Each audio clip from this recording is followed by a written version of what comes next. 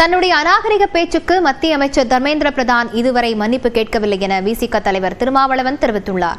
மதுரையில் செய்தியாளர்களிடம் பேசிய அவர், ஹிந்தியை திணிக்கவே மும்மொழி கொள்கை அமல்படுத்த பார்க்கிறார்கள் என்றார்.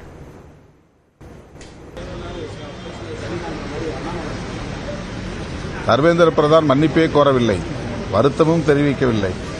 தான் சொன்ன வார்த்தையை திரும்ப பெற்றுக் கொள்கிறேன் என்றுதான் கூறியிருக்கிறார்.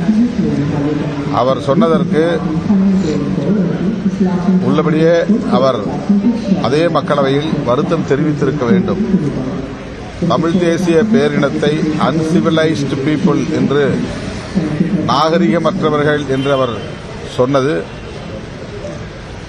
அநாகரிகமானது. அவர்தான் அநாகரிகமாக நடந்து கொண்டார். அதை வரவேற்கக்கூடிய வகையிலே தமிழ்நாட்டில் உள்ள பிஜேபி தலைவர்கள் பேசுவது மேலும் அவர்களின் அநாகரிகத்தை உறுதிப்படுத்துகிறது. ஆகவே ஒரு மொழி கொள்கையை இந்தி பேசக்கூடிய மாநிலங்களில் வைத்திருக்கக்கூடிய இவர்கள் தமிழ்நாடு உள்ளிட்ட தென்னிந்திய மாநிலங்களில் 3 மொழியை கற்க வேண்டும் என்று சொல்லுவதற்கு, 3 மொழியை கற்று இவர்கள் பாண்டித்தியம் பெறட்டும், மொழித்திறன் பெற்றவர்களாக இருக்கட்டும், அறிவாளிகளாக வளரட்டும் என்பதற்காக அல்ல, அவர்களின் தாய்மொழியை நாம் கற்றுக்கொள்ள வேண்டும் என்பதுதான் அவர்களின் நோக்கம்.